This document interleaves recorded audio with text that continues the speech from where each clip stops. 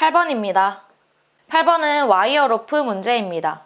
와이어 로프의 동력, 소선의 지름, 파단 하중, 원동 풀리와 종동 풀리의 지름, 회전수, 로프와 풀리 간의 마찰 계수, 그리고 종탄성 계수와 로프의 비중 주어졌습니다.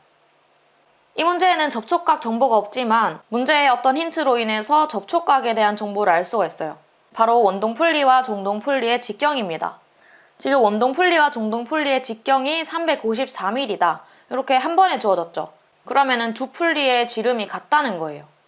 이 두 풀리의 주변에 와이어 로프가 둘러싸여 있는데 풀리와 로프의 접촉각은 중심에서부터 이렇게 되겠죠. 지금 두 개 사이즈가 같으면은 이 접촉각 세타가 180도가 됩니다. 원동만 그런 게 아니고 종동도 마찬가지로 둘 다 180도가 되는 거예요. 그래서 두 풀리의 지름이 같을 때는 접촉각이 180도이다. 이거를 정리하고 1번으로 가겠습니다. 소문제 1번은 원심력을 고려한 긴장 측 장력입니다. 자, 원심력을 고려한다라는 표현이 있는데 이 말이 부가장력을 고려해라 라는 뜻이에요. 원심력과 관련된 힘이 부가장력이기 때문이죠. 그래서 부가장력을 고려한 긴장 측 장력 TT는 E의 뮤 세타승 마이너스 1분의 PE, E의 뮤 세타승 플러스 TC입니다. 그러면 우리가 알아야 되는 값들이 다죠, 다. 여기 유효장력도 알아야 되고 장력비도 알아야 되고 부가장력도 구해야 됩니다. 제일 먼저 속도부터 구해주겠습니다. 원주 속도 V는 60 곱하기 10의 세제곱분의 파이 dn입니다. 문제에 주어진 지름값이랑 회전수 대입을 해주시면 되겠죠. 그러면 11.14m/s입니다. 얘가 10이 넘기 때문에 사실은 원심력을 고려해라 이런 말이 없어도 부가장력을 고려하실 수 있어야 돼요. 그 다음은 장력비입니다. 장력비는 E의 뮤 세타승이죠. 이때 와이어 로프 풀리는 마찰 계수를 그냥 마찰 계수 쓰시면 돼요. 왜냐하면 와이어 로프 풀리는 바닥과 직접적으로 접촉을 합니다. 그래서 마찰 계수를 그대로 사용하시면 돼요. 만약에 섬유 로프 풀리다. 이때는 바닥이 아니라 경사면과 접촉을 하고 있기 때문에 상단 마찰 계수를 구해서 또 장력비를 구해주셔야 돼요. 그래서 이 문제는 와이어 로프니까 마찰 계수를 그대로 사용을 하자. 이때 세타는 180도였습니다. 180도를 라디안 단위로 맞춰주기 위해서 180분의 파이를 곱해주셔도 되고 그냥 뭐 파이로 대입을 해주셔도 돼요. 아무튼 라디안 단위로 대입을 해주셔서 장력비를 구하면 2.57입니다. 다음은 부가장력. 부가장력 TC는 mv제곱이죠. 여기서 m은 단위 길이당 질량이기 때문에 이 문제에 주어진 비중값을 이용을 해서 와이어 로프의 단위 길이당 질량을 구해주셔야 됩니다. 단위 길이당 질량 m은 로우 a입니다. 밀도와 면적의 곱이에요. 만약에 밀도와 부피를 곱했으면 단위 길이당이 아닌 그냥 질량 단위로 나옵니다. 근데 부피가 아니라 면적을 곱했을 때는 단위 길이당 질량 값을 얻을 수 있겠죠. 와이어 로프의 밀도값이 바로 주어진 게 아니라 로프의 비중값이 주어졌기 때문에 이 비중값을 이용을 해서 물의 비중량, 물의 밀도값과 곱해주면 와이어 로프의 밀도값 구할 수 있습니다. 여기서 또 면적은 와이어 로프의 전체 면적입니다. 지금 와이어 로프의 소선의 직경이 주어졌는데 이 와이어 로프의 구조를 잠깐 보면은 이 소선은 와이어 로프 중에 정말 한 가닥이에요, 한 가닥. 근데 7개로 된 이 소선 가닥이 또 6개가 있어요. 이게 규격 6 곱하기 7에서 알 수 있어요. 7개의 소선으로 이루어진 스트랜드, 묶음이 6개다.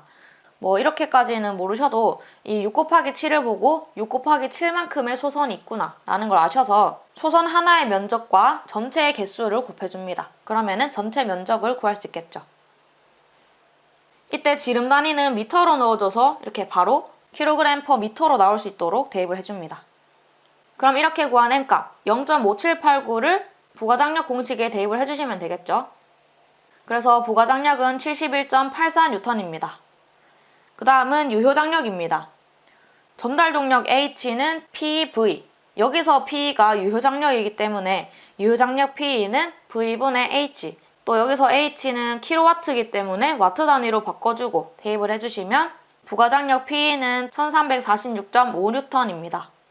자, 이렇게 열심히 구한 장력비와 부가장력, 유효장력을 대입을 해서 긴장 측 장력을 구해주면 2275.98N입니다.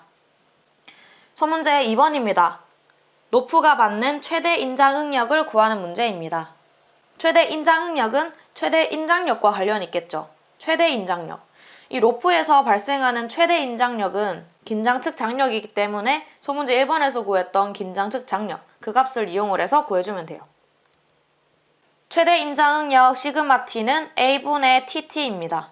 여기서의 A도 전체 면적, 와이어 로프의 전체 면적이기 때문에 하나의 소선의 면적에 전체 개수를 곱해주셔야 됩니다. 이때는 하중을 뉴턴으로, 길이를 밀리미터로 넣어주면 메가파스칼로 바로 구할 수 있어요. 그래서 이때는 미터가 아니라 밀리미터 단위로 대입을 해주겠습니다. 따라서 정답은 30.67메가파스칼입니다. 소문제 3번입니다. 안전율이 4일 때 파단 하중에 대해서 로프에 발생하는 최대 응력의 안전성을 검토하는 문제입니다. 그러면 파단 하중에 의해서 발생되는 파단 응력을 구해주셔야 됩니다. 파단 응력 시그마 b는 A분의 FB, 파단 하중을 면적으로 나누어주면 되겠습니다. 이때 면적도 전체 면적이고 파단 하중이 킬로뉴턴으로 주어졌기 때문에 10의 세제곱을 곱해서 뉴턴 단위로, 지름은 밀리미터로 넣어줘서 메가파스칼 단위로 구해주겠습니다. 그러면 파단 응력은 606.3메가파스칼입니다. 이만큼의 응력이 되면 파단이 된다 라는 뜻이죠. 그래서 얘보다는 작아야 돼요. 지금은 파단 하중에 대한 파단 응력 값을 구했고 로프에 발생하는 최대 응력을 구해보겠습니다. 로프에 발생하는 최대 응력 시그마 맥스는 시그마 t 플러스 시그마 b입니다. 여기서 시그마 t는 소문제 2번에서 구했었죠. 최대 인장 응력을 대입을 해주시고 이 뒤에 시그마 b는 굽힘 응력입니다. 보통은 이게 좀 작은 편이라서 무시한다 라는 조건이 붙는데 이 문제에서는 그런 조건이 없어서 굽힘 응력도 함께 구해줍니다. 굽힘 응력 시그마 b는 8분의 3 곱하기 라지 d분의 E 스몰 d입니다. 8분의 3은 보정계수예요. 그래서 암기를 해주셔야 되는 상수입니다. 라지 d는 풀리의 지름이고 스몰 d는 소선의 지름입니다. 이때 탄성계수는 10의 세제곱을 곱해서 메가파스칼 단위로 맞춰주면은 이 앞에 것도 메가파스칼, 그러면 최종답도 메가파스칼로 나올 거예요. 이렇게 구한 최대 응력이 304.78메가파스칼입니다. 이 응력과 파단 응력을 비교를 해주셔야겠죠. 이 로프의 안전율 S는 시그마 맥스분의 시그마 B입니다. 파단 응력에 대해서 얼만큼의 안전율을 가지고 있냐라는 거를 구하는 건데 이거를 계산을 해주면 1.99 값이 나와요. 보통 안전율이 1보다 크면 안전하다고 하죠. 근데 지금 이 문제는 안전율이 4예요, 4. 안전율을 4만큼 확보를 해야 안전하다고 할 수 있는 거예요. 그래서 1보다 크다고 안전하다 하시면 안 되고 문제에 주어진 안전율이랑 비교를 해서 1.99가 4보다 작기 때문에 안전하지 않다가 정답입니다.